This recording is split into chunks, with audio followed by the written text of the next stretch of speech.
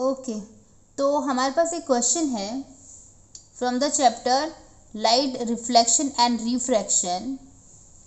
ये important question है क्योंकि ये क्वेश्चन सीबीएसई के सैम्पल पेपर में पूछा गया है। 2022 में भी पूछा गया और 2023 में भी पूछा गया है। ठीक है, तो चलिए क्वेश्चन देखते हैं। Rohit wants to have an erect image of an object using a converging mirror। Okay, तो रोहित के पास एक कॉन्वर्जिंग मिरर है और उसको इरेक्ट इमेज बनाना है उससे। ठीक है, और फोकल लेंथ 40 सेंटीमीटर। वो जो हमारे पास मिरर है उसका जो फोकल लेंथ है वो 40 सेंटीमीटर है। अच्छा, उससे बेस 3 क्वेश्चन हमें दिया है, 1, 2 एंड 3। पहला क्वेश्चन क्या है, specify the range of the distance where the object can be placed in front of the mirror. ठीक है, तो हमें ये बताना है कि ऑब्जेक्ट को हमें कहाँ पे रखना है ताकि हमें इरेक्ट इमेज मिले। ठीक है, तो देखो बहुत ही सिंपल क्वेश्चन है। रोहित के पास मिरर कौन सा है, कॉन्वर्जिंग मतलब कॉनकेव मिरर है। कॉनकेव मिरर से हमें इरेक्ट इमेज चाहिए, तो हमें पता है कि हमारा जो कॉनकेव मिरर है वो सिर्फ एक ही केस में क्या करता है, इरेक्ट इमेज बनाता है, जब हमारा ऑब्जेक्ट बिटवीन पोल और फोकस के बीच में हो। राइट, ऑब्जेक्ट हमें कहाँ रखना पड़ेगा, पोल और फोकस के बीच में। राइट, तो हम लिख देंगे इसका आंसर, पहले का फर्स्ट क्वेश्चन का आंसर,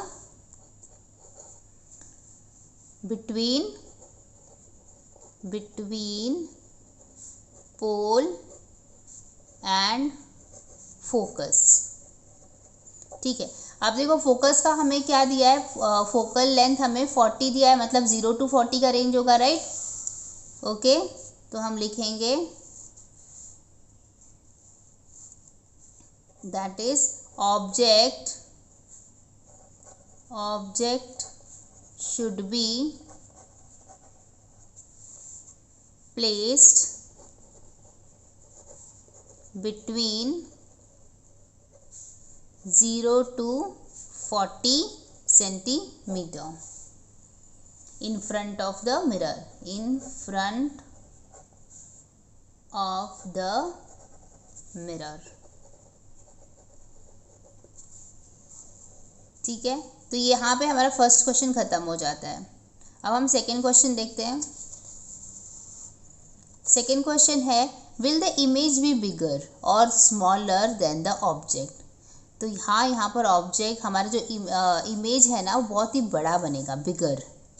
तो हम इसका आंसर क्या लिख देंगे, बिगर, या फिर हम मैग्नीफाइड भी लिख सकते हैं, one and the same thing.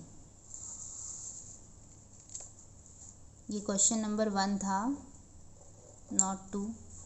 Okay, अभी सेकेंड क्वेश्चन हम कर लेते हैं। सेकेंड क्वेश्चन में क्या है, बिगर इमेज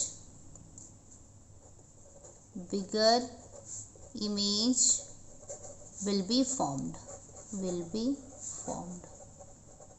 ठीक है, बिगर इमेज को कुछ लोग मैग्नीफाइड इमेज भी बोलते हैं, तो one and the same thing, आप कुछ भी लिख सकते हैं, मैग्नीफाइड लिखो या फिर बिगर लिखो, एक ही बात है। ठीक है, थर्ड क्वेश्चन देख लेते हैं हम लोग। थर्ड क्वेश्चन है, draw a ray diagram to show the image formation of in this case. तो ठीक है, चलो रे डायग्राम बना लेते हैं हम लोग। पहले मैं प्रिंसिपल एक्सिस बना लेती हूँ।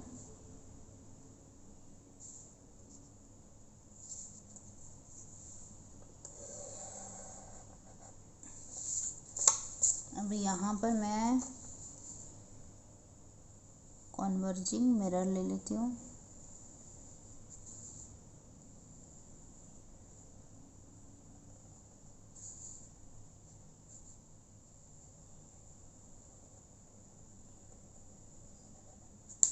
ठीक है, अब यहाँ पे कहीं पे मेरा फोकस होगा और इसके एग्जैक्टली डिस्टेंस पर मेरा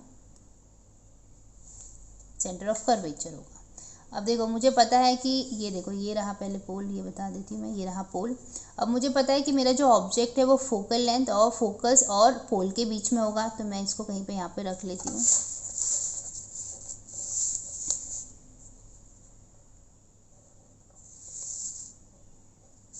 ठीक है, अब पहली जो मेरी रे है ना उसको मैं पैरेलल टू प्रिंसिपल एक्सिस ले लेती हूँ, तो मैं उसको ऐसे ले लेती हूँ।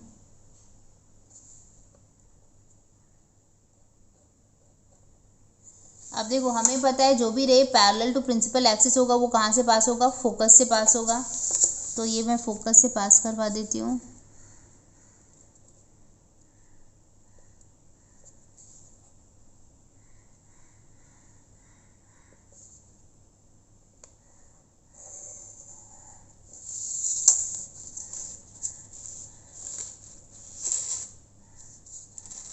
तो हमारी जो रे है वो पैरेलल टू प्रिंसिपल एक्सिस गई और फोकस से पास हो गई।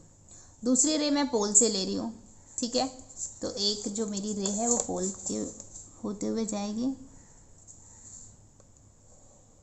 और हमें पता है वहाँ से वो सेम एंगल बनाते हुए बाहर निकल जाएगी, ठीक है। तो ये हमारी जो रे है वो डायरेक्टेड टूवर्ड्स पोल है और ये उतना ही एंगल बनाते हुए निकल गई। अब देखो रे जो है एक्चुअल तो मिलेगी नहीं, तो हमें इसको बैकवर्ड करके इसको मिलाना पड़ेगा।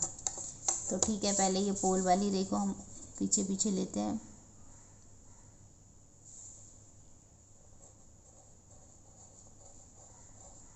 ओके, और फिर ये फोकल वाली को भी ले लेते हैं हम लोग।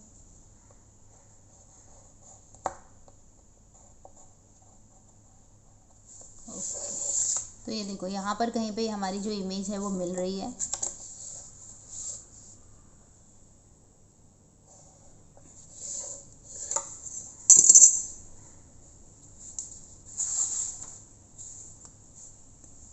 तो ये रही हमारी इमेज।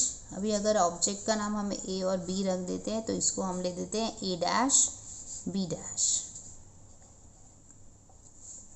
ठीक है। तो ये रहा हमारा diagram which is very perfect diagram. अगर आप ऐसा बनाएंगे तो आपको फुल मार्क्स मिलेगा। आई होप आपको समझ में आया है। कुछ भी डाउट है तो मुझे ज़रूर पूछिए। Thank you for watching.